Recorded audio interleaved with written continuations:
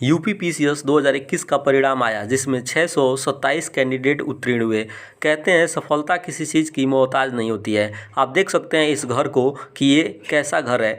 और हम आपको बता दें कि ये प्रदीप कुमार दुबे जी का घर है, जिनके पिता एक कपड़े की दुकान पर कर्मचारी हैं और आज इनके बेटे ने वो काम कर दिया जिसे बड़े बड़े लोग नहीं कर सकते हैं।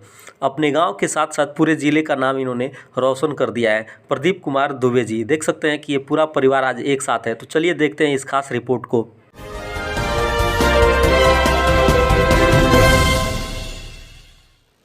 नमस्कार, मैं हूं अर्जुन गुप्ता और आप देख रहे हैं द पॉपुलर न्यूज़। आप देख सकते हैं कि हम खड़े हैं खुशीपट्टी, चूँकि ये एक टोला है खुशीपट्टी जो दुर्गवलिया ग्राम सभा में पड़ता है और ये कुशीनगर ज़िले का एक गांव है, छोटा सा गांव। और आपको बता दें कि आज हम एक ऐसे मेधावी से आपको रूबरू कराने वाले हैं जो पूरे ज़िले का नाम रोशन किया है। यूपीपीसीएस 2021 का परिणाम घोषित हुआ है। इसमें 7 लाख अभ्यर्थियों ने इस परीक्षा में फॉर्म भरे थे, जिसमें से 3.5 लाख यानी 3.5 लाख बच्चों ने जो है इस परीक्षा में बैठे थे। और आपको बता दें कि मात्र 5,997 बच्चे उत्तीर्ण हुए थे प्रारंभिक परीक्षा में।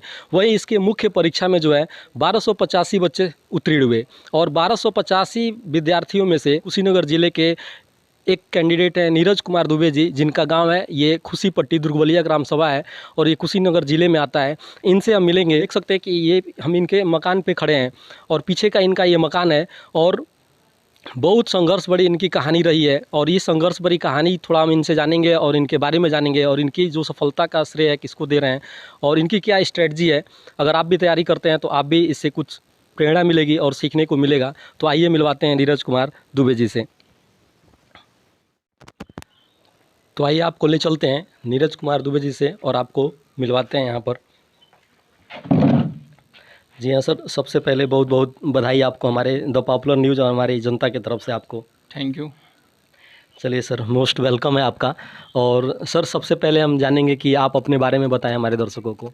मेरा नाम नीरज कुमार दुबे है और मैंने अपनी जो 10वीं की पढ़ाई है वो यहाँ पे साखोपार इंटर कॉलेज है वहाँ से किया था और फिर उसके बाद से 12th की मैंने पढ़ाई जो है उदित नारायण इंटर कॉलेज यहाँ पडरौना है वहाँ से कंप्लीट किया था। फिर उसके बाद से 2010 से लेकर 2014 तक मैंने बीटेक कंप्लीट किया अपना मेरठ से और उसके बाद से बीटेक कंप्लीट करने के बाद से 2 साल मैंने मेरठ में ही पढ़ाया इंजीनियरिंग कॉलेज में और उसके बाद से मैं प्रिपरेशन कर रहा हूँ। 2016 से मैं प्रिपरेशन कर रहा था और 2018 में मैंने यूपीपीसीएस का इंटरव्यू भी दिया था, उसमें मेरा फाइनल सिलेक्शन नहीं हुआ था और इस बार जो है 2021 वाले में मेरा डिप्टी जेलर की पोस्ट पे सिलेक्शन हुआ है। अच्छा, तो ये कौन सा प्रयास था आपका? मेरा 4th अटैम्प्ट था। और अच्छा, इसके पहले आपने मतलब 3 अटेम्प्ट दिए थे? हाँ, दिए थे मैंने 3 अटैम्प्ट इसके पहले। जी, और हम चाहेंगे कि हमारे दर्शकों को थोड़ा सा अपने फैमिली बैकग्राउंड के बारे में बताएं। जी, मेरे पिताजी श्री सुधीर कुमार दुबे एक कपड़े की दुकान पे काम करते हैं और मेरे बड़े पिताजी जो हैं वो पोस्ट ऑफिस पे काम करते हैं और जो है मेरे चाचा जी जो हैं संजीव कुमार दुबे वो बरेली रहते हैं, तो बरेली में ही उनका अपना एक क्लिनिक है। और जो बड़े भैया हैं मेरे धीरज कुमार दुबे वो एमआर हैं, उनकी पोस्टिंग अभी फ़िलहाल गोरखपुर में है। और फैमिली में कौन कौन है, मतलब भाई बहन? जो है मेरे 3 सिबलिंग्स हैं, हम लोग 2 भाई और 2 बहन हैं और जो है जो बड़े भैया हैं, जो बड़े पापा हैं वो लोग मतलब 5 हैं, तो हम लोग सब लोग एक साथ ही रहते हैं। फैमिली जॉइंट फैमिली है तो सब लोग साथ में ही रहते हैं। अच्छा, जॉइंट फैमिली है, सभी लोग साथ में रहते हैं। तो आप सबसे छोटे हैं? नहीं, मैं छोटा नहीं हूँ, मेरे से जो है 4 लोग बड़े हैं, उसके बाद मेरा नंबर है और फिर जो है मेरे से 3 लोग और छोटे हैं फैमिली में पूरे। जब आप बीटेक कर रहे थे, जब उस समय बीटेक करने के बाद से आपने पढ़ाना शुरू किया तो एकाएक उसको आपने जब बंद किया होगा तो कहीं ना कहीं फैमिली में एक प्रेशर आया होगा कि आपने इसको पढ़ाना बंद कर दिया। तो इस पर मतलब क्या विचार आया था उस समय, या घर की तरफ से क्या प्रेशर आया था? सर जब मैंने 2014 में कंप्लीट किया था बीटेक तो मेरा पूरा रुझान था सिविल सर्विसेज में जाने का, लेकिन घर की फाइनेंशियल सिचुएशन थोड़ी मतलब इतनी बेहतर नहीं थी कि मुझे वो लोग कहीं किसी को पर्टिकुलर कोचिंग में रख के पढ़ा सकते थे या दिल्ली में। तो मैंने फाइनली डिसाइड किया कि मैं जो है पढ़ाऊँगा वहाँ मेरठ में ही पढ़ाऊँगा और फिर अपनी भी तैयारी वहाँ से शुरू करूँगा। लेकिन 2 साल जब मैंने मेरठ पढ़ाया तो मुझे इतना प्रॉपर टाइम नहीं मिल पाता था कि मैं अपने लिए जो है प्रिपरेशन के लिए पूरा टाइम दे पाऊँ। तो फिर मुझे लगा कि मुझे जो है ये पढ़ाना बंद करना चाहिए और फिर दिल्ली जाना चाहिए, जो भी दिक्कत होगा वहाँ देखेंगे जाके। तो फिर 2016 में मैंने फाइनली घर वालों को बता दिया था कि मैं वहाँ से जो है क्विट कर रहा हूँ और मैं दिल्ली जाना चाहता हूँ, वहाँ से मैं तैयारी करना चाहता हूँ क्योंकि मैं यहाँ से नहीं कर पा रहा हूँ। तो कुछ मिक्स रिएक्शन था। पापा ने पूरा सपोर्ट किया कि नहीं आप जाओ, जैसा करना है करो आप, लेकिन आप अपने देख लेना कि आपका कैरियर मतलब ख़राब ना हो इससे छोड़ने से, क्योंकि वहाँ पे जब जहाँ मैं पढ़ाता था वहाँ पे मतलब एक तरह से देखा जाए तो मैं कंफर्टेबल भी था, लेकिन वहाँ से प्रिपरेशन नहीं हो पा रही थी अच्छी। तो फिर ऐसा ही मिक्स रिएक्शन ही था घर वालों का कि कुछ फैमिली प्रॉब्लम, फाइनेंशियल बहुत ज़्यादा था, तो इस वजह से वो लोग सोच रहे थे कि अगर आप दिल्ली जाएंगे तो हो सकता है वहाँ पे जाने के बाद से फाइनेंशियल प्रॉब्लम और ज़्यादा दिक्कत होगी आपको, पैसे का जो है वहाँ रहना और जो भी खर्चा आएगा वो सब, वो कैसे आप करोगे, मैनेज करोगे। तो मेरे जो हैं काफ़ी फ्रेंड्स हैं बीटेक के टाइम के भी, और जो मेरे फ्रेंड्स हैं उन लोगों ने काफ़ी मदद किया मेरा वहाँ पे। और मेरे जीजा जी हैं श्री मनोज कुमार शुक्ला, और भैया जो हैं धीरज कुमार दुबे, इन लोगों ने काफ़ी मदद किया वहाँ पे। तो फिर मैं आराम से वहाँ प्रिपरेशन कर पा रहा था। अब बीच बीच में मुझे दिक्कत होती थी, लेकिन वो मैनेज हो जाता था। मतलब किस तरह की दिक्कत, फाइनेंशियल दिक्कत होती थी? फाइनेंशियल दिक्कत मुझे होती थी वहाँ पे, जैसे रूम का किराया देना हुआ या फिर कोई अदर किसी पर्टिकुलर कोचिंग में अगर टेस्ट देना होता था तो वहाँ इतना ज़्यादा फ़ीस है कि मैं मैनेज नहीं कर पाता था। तो कभी कभी जैसे है मुझे मेंस का जो टेस्ट देना था, जिस पर्टिकुलर कोचिंग में टेस्ट देना था, उसकी फ़ीस ज़्यादा थी। फिर बाद में मैंने भैया को बताया था और फिर जीजा जी को बताया, घर पे ही बताया, तो सभी लोगों ने मदद किया। तो फिर मैंने मतलब टेस्ट उस सीरीज़ में ज्वाइन किया था और फाइनली मैंने वहाँ टेस्ट दिया था।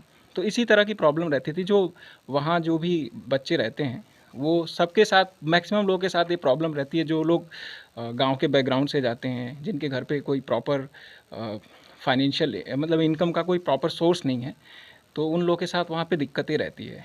वो मुझे लगता है कि वो जो प्रिपरेशन है उसका एक पार्ट है, और ये सब जो प्रॉब्लम्स हैं इसको फेस करना पड़ता है। बहुत सारे बच्चे हैं जिनके अलग अलग अपने प्रॉब्लम्स हैं, तो हर बच्चा वहाँ पे कुछ ना कुछ फेस कर रहा होता है।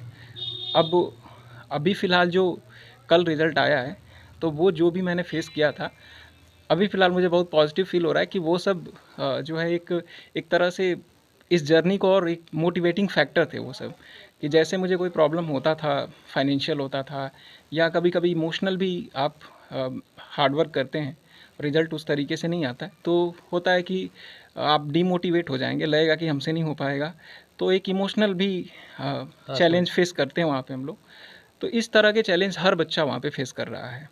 अब वही है कि जब सिलेक्शन हो जाता है तो वो सारी चीज़ें लगती हैं कि वर्थ थी वो सब, और अभी मुझे भी वैसा ही फील हो रहा है कि वो सारी चीज़ें जो भी मैंने फेस किया वो एक जर्नी का पार्ट था, और बहुत ही अभी अच्छा फील हो रहा है वो सब। अभी अच्छा फील हो रहा है। जो आपका 3 बार अटेम्प्ट आप दिए, नहीं हुआ, और एक तरफ से आपने बीटेक पढ़ाना भी छोड़ दिया था, तो कहीं न कहीं उस समय एक प्रेशर तो आया होगा अपने ऊपर?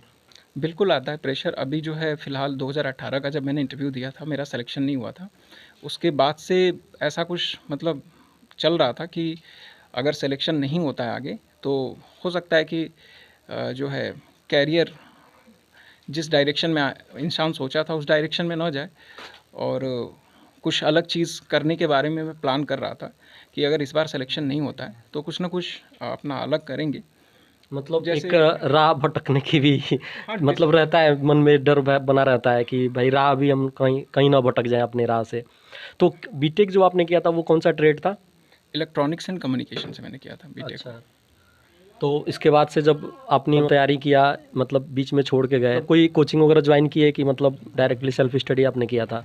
नहीं, मैंने सेल्फ स्टडी किया था। टेस्ट सीरीज़ मैंने दिए हैं कोचिंग्स में, मेंस के टेस्ट सीरीज़ दिए हैं, और जनरल स्टडीज़ का प्रिपरेशन मैंने सेल्फ किया है, और पॉलिटिकल साइंस मेरा ऑप्शनल था, उसके लिए मैंने सुब्रा रंजन मैम के नोट्स जो हैं फॉलो किए हैं।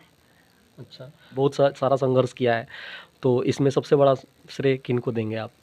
इसमें तो बहुत सारे लोगों का हाथ है मेरे इस सफलता में, लेकिन मेरे जो नाना जी थे, मैंने वहीं से पढ़ाई की है रह के, और 10वीं तक मैं नाना जी के साथ रहा, उन्हीं का गाइडेंस रहा, तो सबसे बड़ा श्रेय मैं अपने नाना जी को दूंगा।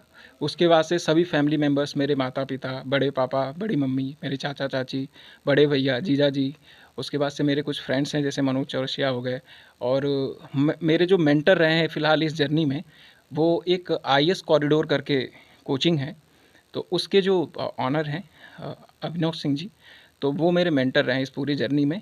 जो भी जब भी मैं कभी लो फील करता था तो मैं उन्हीं से बात करता था, और जब मेरा इंटरव्यू था इस बार, तो मुझे उन्होंने ही पूरा जो है एक तरह सजेस्ट से, किया सुझाव। हाँ, जो भी मतलब मैं लास्ट टाइम जब मैंने इंटरव्यू दिया था उससे जो भी मुझे इम्प्रूव करना था जो चीज़ें, तो उन्होंने ही सब कुछ मुझे बताया था कि कैसे आपको क्या करना है। तो मैं मतलब उनको भी इस जर्नी में उनको भी बहुत एक इम्पॉर्टेंट पर्सन मानता हूँ कि लास्ट टाइम में जो है उन्होंने काफ़ी हेल्प किया था। जहाँ पर किसी की उम्मीद नहीं होती है तो वो गुरु ही होते हैं जो मोटिवेट करते हैं और इंसान को आगे बढ़ाते हैं। जी, मेरा जो इंजीनियरिंग के टाइम में मेरे 2 टीचर्स थे जिन लोगों ने काफ़ी मोटिवेट किया मुझे उस टाइम इस फील्ड में आने के लिए। उसमें हिमांशु गुप्ता और जो है अनुराग अनुराग तिवारी सर थे। तो इन लोगों ने मुझे काफ़ी इंजीनियरिंग टाइम में ही मुझे मोटिवेट किया कि आप जो है सिविल सर्विसेज के लिए जाना। और अभी भी मैं उन लोगों के साथ कांस्टेंट टच में रहता हूँ और उन लोगों से जो भी गाइडेंस मिलता है वो मैं लेता हूँ। बहुत अच्छी बात है। और जैसे इस बार अगर मान लीजिए एग्ज़ाम दिए थे तो क्या उम्मीद था कि निकल जाएगा कि नहीं निकलेगा? कि उम्मीद अंदर से क्या लग रहा था? 2018 मुझे बहुत ज़्यादा उम्मीद था और फाइनल मेरा रिज़ल्ट जो है सिलेक्शन नहीं हो पाया था। तो उस टाइम मतलब मैं काफ़ी डिमोटिवेट हो गया था। इस बार मैंने एग्ज़ाम दिया था, तो इस बार एग्ज़ाम देने के बाद से मेरा मेंस का एग्ज़ाम अच्छा गया था और मुझे एक अंदर से फीलिंग थी कि हाँ कुछ अच्छा होगा इस बार। लेकिन फिर भी मैं उतना कॉन्फिडेंट? कॉन्फिडेंट तो था, लेकिन बहुत ज़्यादा एक्सपेक्टेशंस जैसे 2018 में मैंने पाल रखे थे कि बहुत ज़्यादा एक्सपेक्टेशन था कि हाँ इस बार हो ही जाना है, तो उस तरह का कुछ एक्सपेक्टेशन मेरे दिमाग में नहीं था। हाँ, ये था कि जो भी होगा फेस किया जाएगा। जो भी होगा फेस किया, क्योंकि अब तो आदत पड़ चुकी थी। जो बच्चे देख रहे होंगे ये पीसीएस तैयारी करने के लिए, तो कुछ इंटरव्यू के क्वेश्चन शेयर करना चाहेंगे उनके सामने? सर बेसिकली जो इंटरव्यू में क्वेश्चंस पूछे जाते हैं वो एजुकेशनल बैकग्राउंड से पूछे जाते हैं, ऑप्शनल सब्जेक्ट से पूछे जाते हैं और करंट अफेयर्स से पूछे जाते हैं। तो मुझसे भी इसी तरह के क्वेश्चंस पूछे गए थे, जैसे कि ऑप्शनल से मेरे क्वेश्चंस काफ़ी पूछे गए और उसके बाद करंट अफेयर्स में जो यूपी में एक्सप्रेसवेज हैं उनसे रिलेटेड क्वेश्चन पूछे गए मुझसे। फिर जो उस टाइम जो सेंट्रल गवर्नमेंट और वेस्ट बंगाल गवर्नमेंट और दिल्ली गवर्नमेंट में जो टसल चल रहा था उससे रिलेटेड मुझसे क्वेश्चन पूछा गया। प्रेशर ग्रुप्स के बारे में मुझसे क्वेश्चन पूछा गया था और फिर उसके बाद से मेरे एजुकेशनल बैकग्राउंड से भी क्वेश्चन पूछा गया। मतलब जैसे एजुकेशनल बैकग्राउंड से क्वेश्चन पूछे जाते होंगे, जहाँ तक मेरा अनुमान है, क्योंकि हम तो फेस तो किए नहीं है तो अनुमान ही अपना रख सकते हैं कि एजुकेशनल बैकग्राउंड से आदमी क्वेश्चन बताता है, फिर उसी में से कुछ क्वेश्चन फिर पुट अप किए जाते हैं। क्या ऐसा होता है? जी, ऐसा ही होता है। जैसे मुझसे इंजीनियरिंग से रिलेटेड क्वेश्चंस पूछे गए और फॉलोअप क्वेश्चंस पूछे गए। अगर कोई क्वेश्चन पूछा गया मैंने बताया तो उसका फॉलोअप क्वेश्चन पूछा जाता है। तो ऐसे ही एजुकेशनल बैकग्राउंड से ही मेनली क्वेश्चन रहते हैं और करंट अफेयर्स से रहते हैं। जो इस समय के बच्चे तैयारी कर रहे हैं उनके लिए आप क्या सुझाव देना चाहेंगे? मैं सबसे पहले उनको यही बोलना चाहूँगा कि एक आप अच्छी स्ट्रेटेजी बनाइए पहले एग्ज़ाम को क्रैक करने की। उसमें सबसे पहले राइट मटेरियल्स होने चाहिए, एक प्रॉपर गाइडेंस होना चाहिए और जो एक टाइम टेबल होता है या स्टडी प्लान होता है वो बहुत प्रैक्टिकल होना चाहिए, बहुत आइडियल नहीं होना चाहिए। 7-8 आवर्स की स्टडी जो है रोज़ करना चाहिए और प्रॉपर डायरेक्शन में करना चाहिए। प्रीवियस ईयर क्वेश्चन पेपर्स को देखें कि किस तरह के क्वेश्चंस पूछे जाते हैं। और अगर मेंस प्रिपरेशन की मैं बात करूँ तो मेरे देखने में इस एग्ज़ाम में मेंस प्रिपरेशन का जो है मेंस का जो वेटेज है वो सबसे ज़्यादा है और मेंस कहीं ना कहीं जो है एक डिसाइडिंग फैक्टर होता है सिलेक्शन में। तो मेंस का प्रिपरेशन बहुत अच्छे से करें लोग, सब लोग आंसर राइटिंग प्रैक्टिस, उसके बाद से ऑप्शनल पे ज़्यादा फोकस करें लोग। ऑप्शनल जो है चूज़ करने में भी थोड़ा सा ध्यान रखना होगा। जैसे यूपी पीसीएस में कुछ पर्टिकुलर ऑप्शनल्स हैं जहाँ पे मार्क्स अच्छे मिलते हैं, तो ऑप्शनल चूज़ करने में भी प्रॉपर एक किसी मेंटोर के थ्रू या कोई गाइड करने वाला हो उससे सलाह ज़रूर लें कि कौन से ऑप्शनल को चूज़ करना अच्छा रहेगा। और ऑप्शनल में मेनली जो है इंटरेस्ट जिस ऑप्शनल में सबसे ज़्यादा है उसी को चूज़ करें। और अभी फ़िलहाल जो है यूपी पीसीएस में जैसे मेरा पॉलिटिकल साइंस ऑप्शनल था, तो पॉलिटिकल साइंस का थोड़ा सा जो है स्टेट पीसीएस में परफॉर्मेंस उतना बेहतर नहीं रहता है। तो मुझे भी डर था कहीं ना कहीं कि जो है ऑप्शनल शायद ऑप्शनल में अच्छे मार्क्स ना मिलें जिस तरह का पहले मैं सुनते हुए आ रहा था। लेकिन मुझे उम्मीद है कि एवरेज मार्क्स मुझे ज़रूर मिले होंगे, एवरेज से ऊपर ही मिले होंगे मार्क्स मुझे, तभी मेरा सिलेक्शन फाइनल हुआ है। तो ऑप्शनल एक चूज़ करना और ऑप्शनल को बहुत ही अच्छे तरीके से प्रिपेयर करना, आंसर राइटिंग करना बहुत ज़रूरी है यहाँ पे। और उसके बाद से पेशेंस बनाए रखें आप लोग, जो भी नए लोग आ रहे हैं। अगर सिलेक्शन पहली बार में नहीं होता है, दूसरी बार में नहीं होता है, तो इसका मतलब ये नहीं है कि आपका सिलेक्शन नहीं होगा। आप पेशेंस बनाए रखें, सिलेक्शन आपका ज़रूर होगा। अगर हार्डवर्क आप कर रहे हैं और एक राइट डायरेक्शन में कर रहे हैं तो आपका सिलेक्शन ज़रूर होगा। जी, इंटरव्यू को लेकर के बच्चों में एक थोड़ा-सा भय रहता है। पहली बार जो बच्चे अगर एग्ज़ाम में बैठ रहे होंगे, आपने तो ख़ैर 3 बार दिया था तो एक अनुभव हो गया होगा। तो पहली बार में जो बच्चे बैठते हैं उन वो इस भय से मतलब कैसे पार पाएँगे? कैसे अपना इंटरव्यू मतलब क्रैक कर पाएँगे? इंटरव्यू जब मैंने फ़र्स्ट टाइम मैंने भी दिया था इंटरव्यू, तो मुझे भी जो है बहुत ज़्यादा आइडिया नहीं था और ज़्यादा फोकस ये था कि नॉलेज का टेस्ट एक तरह का मेरे माइंड में था उस टाइम। लेकिन ऐसा कुछ नहीं है, वो एक तरह का पर्सनालिटी का टेस्ट है। और इंटरव्यू जो मैंने इस बार दिया था उसमें मुझसे बहुत बेसिक क्वेश्चंस भी पूछे गए, ऑप्शनल से क्वेश्चंस पूछे गए। तो इस बार जो मुझे सजेशंस मिले थे, मेरे मेंटोर्स के थ्रू मिले थे, सजेशंस मिले थे, उन लोगों का यही था कि आप जो है इंटरव्यू जो जब देने जा रहे हैं आप इंटरव्यू, तो ये अपने माइंड से आप एलिमिनेट कर दीजिए कि ये नॉलेज का टेस्ट है, कि मुझे कोई क्वेश्चन नहीं आता है तो मैं पैनिक कर जाऊँ वहाँ पे। उन लोगों ने बहुत प्रॉपरली मुझे गाइड किया था कि जब भी आप कोई ऐसा क्वेश्चन पूछा जाए आपसे जो आपको नहीं पता है, तो आप उसको उसी टाइम भूल जाएँ और आगे बढ़ें और नेक्स्ट क्वेश्चन जो आ रहा है उसको फेस करें आप, ना कि उससे पैनिक हो जाएँ आप। तो एक तरह का मुझे जो है एक कॉन्फिडेंस लेवल मेंटेन रखना बहुत ज़रूरी होता है। वॉइस क्वालिटी भी अच्छी होनी चाहिए, बहुत हार्श नहीं होनी चाहिए, बहुत लाउड नहीं होनी चाहिए, बहुत एक कहते हैं बैलेंस्ड लेवल का होना चाहिए। फिर उसके बाद से कॉन्फिडेंस लेवल होना चाहिए, आई कांटेक्ट भी बेहतर होना चाहिए उन लोगों के साथ। और फिर जो है एक ब्लफ नहीं करना चाहिए इंटरव्यू में, बहुत ही आप ट्रू रहिए। जो आपके जो मतलब एग्जैक्ट चीज़ें हैं आपके साथ, आप उन्हीं को ही बताएं वहाँ पे, कोई ऐसा आप ब्लफ ना करें। मतलब एक तरह से दिखावा नहीं करना है। हाँ, दिखावा ना करें। जो मैंने फ़ील किया कि जैसे मैं आपको बताता हूँ, जैसे मुझसे एक क्वेश्चन पूछा गया कि आप इंजीनियरिंग बैकग्राउंड से हैं, तो आप हिंदी में इंटरव्यू देना चाहेंगे या इंग्लिश में? तो मैंने बताया कि सर मैं हिंदी में इंटरव्यू देना चाहूँगा। तो बोर्ड मेंबर्स ने मुझसे पूछा कि आपने इंजीनियरिंग कंप्लीट किया है तो आपको इंग्लिश में देना चाहिए। तो मैंने वहाँ पे बोल दिया कि सर मुझे बहुत फ्लुएंट इंग्लिश नहीं आती है, तो मैं शायद पूरा जो है इंटरव्यू उस फ्लुएंसी के साथ नहीं नहीं दे पाऊँगा। मैनेज कर पाऊँगा। हाँ। तो उन्होंने फिर मुझे बोला कि ठीक है, कोई बात नहीं है, और थोड़ा सा वो मतलब मुस्कुराए भी थे और उसके बाद बोला कि कोई दिक्कत नहीं है, आप हिंदी में ही दीजिए। तो मैंने मतलब मुझे लगा कि वहाँ पे मुझे ब्लफ अगर मैं करूँ तो वहाँ पे ऐसा होगा कि अगर मैं फ्लुएंट इंग्लिश नहीं बोल पाता और मैं इंग्लिश में ही हाँ चूज़ करता इंटरव्यू देना, तो शायद मैं अच्छा परफॉर्म नहीं कर पाता वहाँ पे। और वो उन लोगों को बहुत अच्छे से पता चल जाता कि मैं कुछ ओवर स्मार्ट या इस तरह बनने की कोशिश कर रहा हूँ। बिल्कुल सही कहा आपने। तो जैसा कि आप देख रहे हैं कि इंटरव्यू अगर आप दे रहे हैं तो आपके दिमाग में अगर ये ख्याल आ रहे होंगे कि हिंदी और इंग्लिश को लेके अगर कन्फ्यूज़ हैं कि हम इंग्लिश में देंगे तो हमारा परफॉर्मेंस बेहतर होगा और इसके हिसाब से हम जो आगे बोर्ड ऑफ मेंबर होंगे उनको जो है हम मोटिवेट कर पाएंगे अपने इंग्लिश के दम पे। तो ऐसा कुछ नहीं है, आप जेन्युइन रहिए, इनका ये कहना है नीरज कुमार दुबे जी का। और रिजल्ट आपके सामने है कि ये इंजीनियरिंग बैकग्राउंड से आते हैं, तो हो सकता है कि इंजीनियरिंग जो भी बच्चे पढ़ते हैं उनकी इंग्लिश फ्लुएंटली होती भी है, और नहीं भी होती है तो ये चाहते तो दिखावा कर सकते थे, लेकिन वहाँ दिखावा करने के चक्कर में इनका जो है परिणाम भी गड़बड़ हो सकता था। तो कहीं ना कहीं आप दिखावा ना करिए और कोशिश करिए कि जिस भाषा में आप कंफर्टेबल हैं उस भाषा में अपना इंटरव्यू साक्षात्कार जो है देने का प्रयास करिए। क्यों सर? जी बिल्कुल। चलिए सर, बहुत बहुत धन्यवाद सर आपका अपना कीमती समय देने के लिए। Thank you. यहाँ पर इनके मामा जी भी हैं और थोड़ा सा हम इनसे भी जानेंगे और इनसे मिलेंगे। जी हाँ सर, नमस्कार सर। नीरज कुमार दुबे जी के इस सफलता पर क्या कहेंगे आप? कितना खुश हैं? हार्दिक बधाई हो, हमारे बहने हैं। अच्छा, बहनें हैं। लाख लाख उसको आशीर्वाद, ईश्वर उसकी मनोकामना पूरा किए। ईश्वर उनकी मनोकामना पूरा किए। लाख लाख उनको जो है बधाई दे रहे हैं, इनके मामा जी हैं। और यहाँ पर और भी लोग हैं, यहाँ पर एक और इनके मामा जी हैं। जी सर, आप अपना शुभ नाम बताइए। मेरा नाम रविंद्र तिवारी है। जी रविंद्र जी, कितना खुशी हैं? अरे बहुत खुशी है।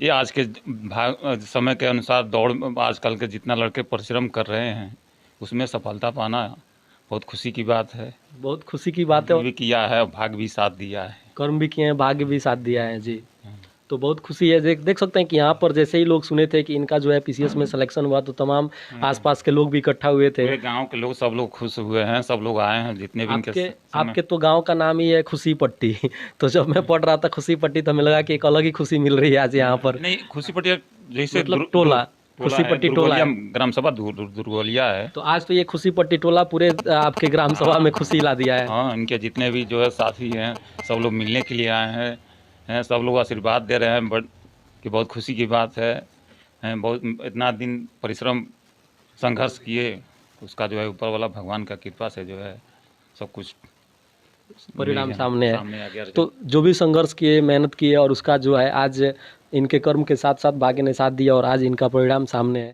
कुमार दुबे जी हैं और इनकी मामी जी हैं, बहुत बहुत बधाई मैम आपको। बहुत बहुत धन्यवाद आपको। हम लोगों की आज हम लोगों को आज इतनी बड़ी खुशी मिली है, हम लोग किसी से जाहिर नहीं कर सकते हैं। शायद हम लोगों की ज़िंदगी में सबसे बड़ी खुशी है, इसी खुशी का हम लोग इंतज़ार करते करते इतने साल कमा दिए। हम लोग बहुत खुश हैं, इसके लिए भगवान को बहुत बहुत धन्यवाद करते हैं। भगवान को बहुत बहुत धन्यवाद करते हैं और इस खुशी का इनको लंबे समय से वर्षों से इंतज़ार था जो आज ये मिल चुका है।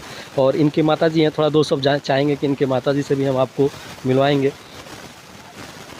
नमस्कार माताजी, कैसा महसूस हो रहा है आज आपको? बहुत अच्छा, बहुत खुशी है। बहुत खुशी है। बहुत खुशी है। काफ़ी संघर्ष किए हैं। हाँ, बहुत मेहनत किए हैं। मेहनत का आज फल मिला है तो कैसा महसूस हो रहा है? बहुत खुशी है। ऐसा सोच नहीं रहे हैं कि कितना खुशी आएगा। सभी परिवार का हमारे लगता था कि मतलब इस तरह से कुछ करेंगे। इस समय सबको अनुभव होता है कि निकल जाएंगे। अच्छा, इस बार अनुभव था कि निकल जाएंगे। निकल जाएंगे। पहले अगर मान लीजिए 2-3 बार नहीं निकाले थे उस समय कैसा लगा था? मन दुखित था। हाँ। लेकिन इस समय सबको खुशी मिली है, निकल गए हैं। चलिए, बहुत बहुत बधाई आपको। देख सकते हैं कि यहाँ पर जो है पूरे आसपास के लोग जो हैं जुटे हुए हैं, बधाई देने के लिए आ रहे हैं और खुशी का पूरा माहौल है यहाँ पर। आप देख सकते हैं कि यहाँ पर खुशी का जो माहौल है, ये खुशी पट्टी टोले में जो यह कुशीनगर ज़िले में पड़ता है, यहाँ पर देखिए कि पूरा आज परिवार एकजुट है और यहाँ पर पूरे परिवार के लोग हैं और ये फ़ोटो सेशन चल रहा है यहाँ पर। और इनके पिताजी भी हैं, थोड़ा सा हम इनसे भी जानेंगे। सर, कैसा महसूस कर रहे हैं? बहुत खुशी है हमको, हमारा लड़का जो हमारा छोटे भाई का लड़का किया है, बहुत खुशी है हमको, बहुत बहुत खुशी है। बहुत बहुत खुशी है। कैसा महसूस कर रहे हैं? हम तो बहुत गौरवती है कि हम अपने जैसे पुत्र पाया हूँ, हमको तो बहुत गर्व है। सीना हमारा चौड़ा हो गया एकदम, ये समझ लीजिए। बहुत मेहनत करके पढ़ाया लिखाया आपने। अरे भाई, पैसे का वो तो है, लेकिन लड़का ने बहुत मेहनत किया है। वो तो अपने उससे भी मेहनत करके वो अपने सहयोग, मेहनत उसी का था, सहयोग हम लोगों का था, मेहनत उसी का था। हम लोग का मेहनत बहुत किया है, वो उसके मेहनत का फल है आज वो है। लेकिन मैं भगवान से कहता हूँ कि आगे और बुलंदियों पर वो चले, यह हमारी मनो इच्छा है। तो देखिए, मन में इच्छा है कि भगवान करे कि और आगे जाएं और बहुत तरक्की करें। आज देखिए नीरज जी हैं, खुशी के आंसू भी हैं और देखिए जो पिछले जो संघर्ष है इनके, वो चीज़ें यहाँ पर वो दर्द एक जो है छलक रहा है इनकी आंखों से। और सर, उम्मीद है, बहुत बहुत आपको शुभकामनाएं और उम्मीद ये रहेगी कि आने वाले समय में कुछ और अच्छा करें और अपने ज़िले के आज नाम जैसे रोशन किया है, प्रदेश स्तर पे आप नाम रोशन करें और प्रशासनिक स्तर पर जा करके अपना नाम इस तरह से करें कि पूरे देश में जो है आपको जाना जाए। और हम लोग भी गौरवान्वित महसूस करें, चूँकि हमारे ज़िले के हैं, चूँकि हम भी कुशीनगर ज़िले से बिलोंग करते हैं। तो ये सारी चीज़ें हैं और हम चाहते हैं कि आप खूब तरक्की करें, खूब आगे बढ़ें और अपने पूरे ज़िले का नाम जो है रोशन करें। तो यहाँ पर देख सकते हैं कि ये सभी लोग जुटे हुए हैं। सबसे बड़ी बात है कि सफलता जो है मेहनत करने वालों पर फिदा हो जाती है। तो आज यही नज़ारा है कि जो सफलता है ये नीरज कुमार दुबे जी पर फिदा हो गई है और इसका नतीजा जो है आपको यहाँ पर देखने को मिल रहा है। कैमरामैन विपिन के साथ अर्जुन गुप्ता, देखते रहिए द पॉपुलर न्यूज़।